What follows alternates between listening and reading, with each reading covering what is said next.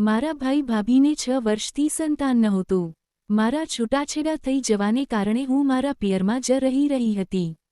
અચાનક મારા ભાઈની નજર મારા પર એવી પડી કે તેણે મને ભાભીની જગ્યાએ લાવીને એક નહીં પણ ઘણી રાતો ભાભી સમજીને મારી સાથે. નમસ્કાર મિત્રો, આજની આ વાર્તામાં તમારું સ્વાગત છે. મારું નામ આરોહી છે અને હું છૂટાછેડા લીધેલ છે. 1 વર્ષ પહેલાં મારા લગ્ન થયા હતા, પરંતુ મારા લગ્ન 1 વર્ષ પણ ટકી શક્યા નહીં. મારી મજબૂરીનો ફાયદો મારા ભાઈએ આ રીતે ઉઠાવ્યો, તેનો મને અંદાજ પણ નહોતો. હવે હું મારા પિયરમાં રહેતી હતી.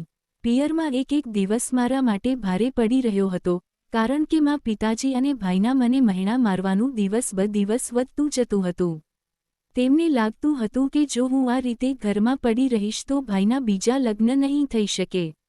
તેઓ મને સતત ઘર છોડીને ક્યાંક બીજે જતા રહેવા કહેતા રહેતા હતા. મારી મજબૂરી હતી, તેથી હું તેમની વાતો સાંભળતી હતી કારણ કે મેં મારી મરજીથી લવ મેરેજ કર્યા હતા અને તે 1 વર્ષ પણ ટક્યા નહોતા. એક દિવસ મને મારા પિતરાઈ ભાઈ મોહનનો ફોન આવ્યો. મોહને મને તેના ઘરે બોલાવી. તેને પણ ખબર હતી કે તેના મામીનો સ્વભાવ કેટલો ક્રૂર છે. તેણે કહ્યું, દીદી, તમે અમારા ઘરે આવી જાઓ, અહીં તમને શાંતિ મળશે. મેં મારું લગ્નજીવન બચાવવાની ઘણી કોશિશ કરી હતી, પણ મારો પતિ બીજાની વાતોમાં આવી જતો હતો. તેના ઘરના લોકોએ તેના મનમાં મારા વિશે ખોટી વાતો ભરી દીધી હતી. તે વાતો સાંભળીને તેણે મને છૂટાછેડા આપી દીધા. મારા લગ્ન 25 વર્ષની ઉંમરે થયા હતા અને 26 વર્ષની ઉંમરે છૂટાછેડા થઈ ગયા હતા. ખેર, હું તે બધી વાતો વારંવાર યાદ કરવા નહોતી માંગતી. તેથી જ્યારે મોહને મને ફોન કરીને બોલાવી, ત્યારે તે રાત્રે મેં નિર્ણય લીધો કે હવે હું મારા પિયરમાં નહીં રહું. તેથી મેં મારો સામાન પેક કર્યો અને તરત બસમાં બેસીને તેના ઘરે જવા નીકળી પડી. મોહન પરિણીત હતો. તેની પત્નીનું નામ પ્રિયા હતું. છેલ્લા 6 વર્ષથી તે બંને પતિ પત્ની શહેરમાં રહેતા હતા. તેમનું સુખી સંસાર હતું, પણ લગ્નના 6 વર્ષ પછી પણ તેમને સંતાન નહોતું. જેની સાથે હું બાળપણમાં રમી હતી, જેને હું ભાઈ કહીને બોલાવતી હતી, તેની સાથે એક એવી રાત પણ આવવાની હતી કે હું તેની સાથે તેના બિસ્તર પર હોઈશ. આ વિચાર મેં ક્યારેય સપનામાં પણ નહોતો કર્યો. મોહન અને તેની પત્નીએ મારું સ્વાગત ખૂબ ખુશીથી કર્યું હતું. જે તિરસ્કાર મને મારા સગા ઘરના લોકો પાસેથી મળ્યો હતો, તે તિરસ્કાર મને મોહનના ઘરે બિલકુલ નહોતો મળ્યો. ત્યાં તો ભાભી મારી ખૂબ ખાતિરદારી કરી રહ્યા હતા. મને શું જોઈએ, શું નહીં, તે બધું જોઈ રહ્યા હતા. તે ખુશહાલ વાતાવરણમાં રહેવું મને પણ ગમતું હતું. જોતજોતામાં મને મોહનના ઘરે આવ્યા 5 દિવસ થઈ ગયા હતા. આ 5 દિવસોમાં મેં તે પતિ પત્ની વચ્ચે એકવાર પણ ઝઘડો થતો જોયો નહોતો. પણ હવે મારા કારણે તેમના ઘરમાં ઝઘડો ન થાય, તેથી મેં મોહનને કહ્યું કે હવે મારે મારા ઘરે નીકળવું જોઈએ, કદાચ તમે લોકોને પણ મારા કારણે સમય નથી મળી રહ્યો. આ પર મોહને કહ્યું, હવે સમય મળવાની શી વાત છે, અમારા લગ્નને 6 વર્ષ થઈ ગયા છે. મોહને મને વધુ થોડા દિવસ તેના ઘરે રોકાવાનો આગ્રહ કર્યો, તેથી હું તેના આગ્રહને નકારી ન શકી. તે દિવસે રાત્રે અચાનક મને કોઈનો અવાજ સંભળાયો. મારો રૂમ મોહનના રૂમની બાજુમાં જ હતો.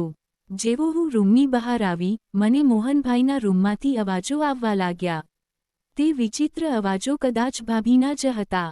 રાત્રિના સમયે ભાભીના આવા અવાજો કેમ આવી રહ્યા હતા, તે હું સારી રીતે સમજી રહી હતી કારણ કે એક સમયે મારા પણ લગ્ન થયા હતા. તે અવાજો સાંભળીને અચાનક મને મારા પતિની યાદ આવવા લાગી. મારા મનમાં અનિચ્છનીય ભાવનાઓ જાગવા લાગી.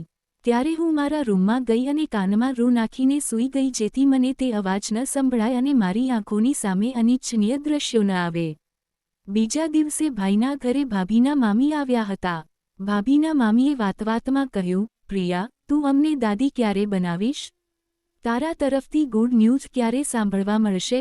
મામીના સવાલ સાંભળીને પ્રિયાનો ચહેરો ઉતરી ગયો હતો. ત્યારે મોહનભાઈએ કહ્યું, અમે ફેમિલી પ્લાનિંગ કરી રહ્યા છીએ, પણ હજુ અમે તે વિશે વિચાર્યું નથી. જેવી પ્રિયા ભાભીના મામી ત્યાંથી ગયા, પ્રિયા ભાભી મોઢું લટકાવીને પોતાના રૂમમાં જતી રહી. પ્રિયાને તેની મામીના સવાલનું આટલું ખરાબ કેમ લાગ્યું, તે મને સમજાયું નહીં. પ્રિયા મને ખૂબ ઉદાસ લાગતી હતી. તેથી હું તેની પાછળ તેના રૂમમાં ગઈ. ત્યાં મેં તેને રડતા જોઈ. પ્રિયાને રડતી જોઈને મેં પૂછ્યું, પ્રિયા, શું તું તારી મામીના સવાલોને કારણે રડે છે? આમાં રડવાની શું વાત છે? મોહને તેમને જણાવી દીધું કે તમારું ફેમિલી પ્લાનિંગ છે અને તમે લોકો તે મુજબ ચાલી રહ્યા છો. આમાં ખરાબ માનવા જેવું કંઈ નથી. હવે તું શહેરમાં રહે છે તો તારા વિચારો પણ ઉચ્ચ હશે. શહેરમાં રહેતા લોકો દરેક વસ્તુ વિચારી સમજીને કરે છે અને આજકાલ બાળકને જન્મ આપવો એટલો સરળ નથી, ખર્ચ પણ ઘણો વધી ગયો છે. હું બોલી જ રહી હતી કે પ્રિયા અચાનક મારા ખભા પર માથું મૂકીને જોરજોરથી રડવા લાગી.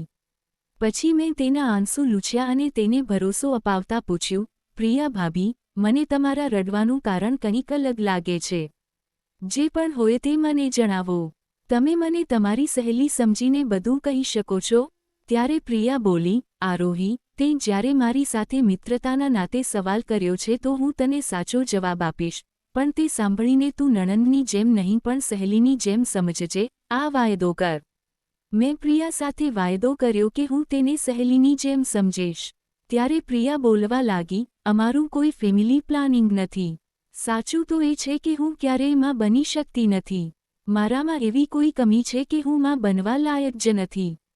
મેં પ્રિયાને સમજાવી, આમાં આટલું તણાવ લેવાની શું જરૂર છે? તું બિલકુલ તણાવ ન લે. ભગવાનની મરજી હશે તો બધું ઠીક થઈ જશે. જો તારે માતા પિતા બનવાનું સુખ જોઈતું હોય તો તું અનાથ આશ્રમથી કોઈ બાળક પણ દત્તક લઈ શકે છે. આનાથી તને પણ માતૃત્વ મળશે અને તે બાળકને પણ એક સારું જીવન. આ પર પ્રિયાએ કહ્યું, જો અમારે બાળક દત્તક લેવું હોત તો અમે ક્યારનું લઈ લીધું હોત, પણ અમારે એવું કંઈ નથી કરવું. મોહન અને મને ફક્ત અમારું જ બાળક જોઈએ છે. મારામાં જે કમી છે જો તે સમાજમાં ખબર પડી ગઈ તો મારી ખૂબ બદનામી થશે અને તે જ અમારે નથી જોઈતું. પ્રિયાનો જવાબ સાંભળીને મેં તેને એટલું જ કહ્યું કે તું તારી કોશિશ છોડીશ નહીં, એક દિવસ તું ચોક્કસમાં બનીશ. તે દિવસે સાંજે ભાઈ અને પ્રિયા ભાભી મને તેમની સાથે એક પાર્ટીમાં લઈ જવાની જીદ કરવા લાગ્યા. તે પાર્ટી ભાઈના ઓફિસના એક મિત્રની હતી. હું તેમની સાથે જવાની ના પાડી રહી હતી, પણ પ્રિયા ભાભીનું કહેવું હતું કે અમે બહાર જઈ રહ્યા છીએ અને તું ઘરમાં એકલી રહીશ, અને હું એવું નથી ઈચ્છતી કે મારી વહાલી નણંદ ઘરમાં એકલી રહે. પ્રિયા ભાભીએ મને આટલો આગ્રહ કર્યો કે મારે તૈયાર થઈને તેમની સાથે જવું જ પડ્યું. જ્યારે હું તૈયાર થઈને મારા રૂમમાંથી બહાર આવી તો પહેલા ભાઈએ મારી પ્રશંસા કરી. ભાઈ બોલ્યો, આરોહી, તું ખૂબ સુંદર લાગી રહી છે. ઘણા દિવસો પછી હું આ રીતે તૈયાર થઈ હતી. ભાઈ પછી પ્રિયાએ પણ મારી પ્રશંસા કરી.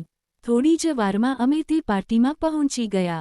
પાર્ટીમાં પહોંચ્યા પછી ભાઈને ઓળખનારા કોઈને કોઈ આવીને પ્રિયા ભાભીને એ જ સવાલ કરી રહ્યા હતા કે તમે ગુડ ન્યૂઝ ક્યારે આપી રહ્યા છો? પ્રિયા ભાભી દરેકના સવાલ પર ચૂપચાપ માથું હલાવી રહ્યા હતા. જ્યારે હું પાર્ટીમાંથી ઘરે આવી તો મારા રૂમમાં જતી રહી. કપડાં બદલીને હું પાણી પીવા માટે રસોડામાં જવા લાગી, ત્યારે ભાઈ અને પ્રિયા